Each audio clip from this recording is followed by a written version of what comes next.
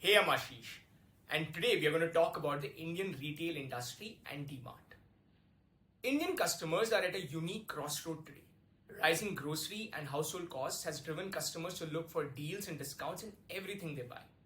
The overall Indian inflation rate stood at 5.08% in June 2024, up from 4.75% in May. The main component of this inflation is due to the inflation in food and groceries, which stood at whopping 9.36%. However, the customers also seek for convenience of having things delivered to them at their doorstep. Over the last 2 years, the quick serve commerce players like Zepto and Blinkit have created a captive consumer base who wants everything to be delivered in 10 to 15 minutes, all with heavy discounts. Which is why when Radhakishan Damani, the founder of Dmart, had two seemingly distinct choices, he chose to prioritize discounted deals and launch new stores instead of launching an ultra-fast delivery model, despite the popularity of its quick commerce rivals. Wait, what? Why do Indian consumers, or what are they saying about it? Over 54% Indians, especially in the urban areas, are prioritizing quick service while choosing their next grocery brand. Interestingly, quick commerce already makes up about 5 to 6% of the household spend on groceries.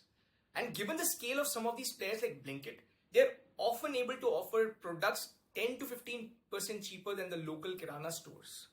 However, a 2024 JM Financial Survey revealed that over 65% consumers are discontented with these services due to their reduced discounts, increased platform and delivery fees, and unsatisfactory customer service, and are willing to go back to physical stores. And in India, shopping is not a simple transaction. It is more of an experience. Which is why more than 70% of the Indian shoppers still value a family shopping experience in a physical store. This is now reflected in numbers. Only 12% offline retailers claim to have witnessed a decline in sales due to large number of online marketplace, as per a study conducted over 3,000 businesses in 25 locations. And with inflation on the rise, it's no surprise to see Nielsen reporting that 57% of Indian customers felt price was the most important factor for grocery shopping, followed by 25% who said convenience was the most important factor.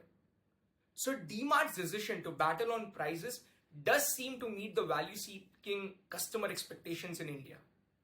So how is Dmart able to play the prices when others can't? Dmart offers a compelling proposition. Everyday low price, everyday low cost. They do this by employing three differentiating strategies. One is the bulk buying power. First, the large quantity of orders they put gets them considerable discounts. Second, brand pays a slotting fees to the Dmart to ensure their products get displayed. And third, Dmart has a very short payback cycle of 2 to 3 days as opposed to an industry average of 30 days, which makes them a supplier favorite. Putting all this together means customer receives an average of 6 to 7% discount on everyday product over other retailers and quick commerce firms. The second is the strategic store positioning. They establish a distribution center in a new location and then establish company-owned stores around the distribution center.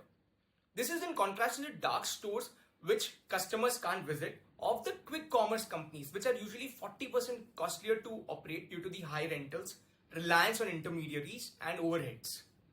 Dmart, in fact, is now actively identifying catchments and clusters where quick commerce companies are experiencing high demand and opening their new stores there. The third one is the streamlined operations. Within the physical retail channel, Dmart has a better operational metrics, think of cost to sales or invested capital than Aldi and Lidl, the German retailers that are often seen as benchmark of discount retailing.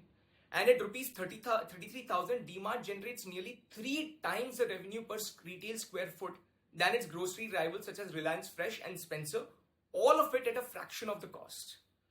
All this allows it to support its compelling value proposition, which most quick commerce companies cannot.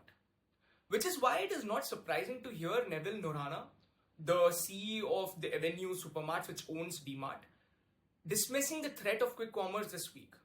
Quick commerce is about convenience and not discounts. They're giving excellent convenience.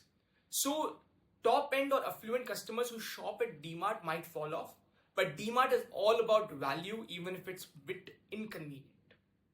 Alright, so should I invest? Dmart's revenue jumped by around 18.6% in the June quarter of 2024 and profits rose by 17.5%. During the quarter, Dmart also opened 6 new stores, taking the total store count to 371 as of June end. Its e-commerce wing Dmart Ready commenced its operations in Gurgaon with a focus of expanding in 23 cities that it operates in. In terms of fundamentals, Dmart is the most profitable retailer in the country with high earning quality. The valuations are in line with the market, with equity analysts anticipating an 8 to 12% growth in the share price this year. The Dmart's core USP of cost leadership-led value offering remains intact in both online and offline, whereas disruption created by these quick commerce companies is restricted to few densely populated cities and is not impacting Dmart much. Even the largest retailer of India, the Reliance Group, after the Future Group acquisition, is not even close to the efficiency and the profitability of Dmart. This stock can be added to the portfolio in every dip with a long-term perspective. That's my time for today. Do like and share the video, and I'll see you next time. Cheers.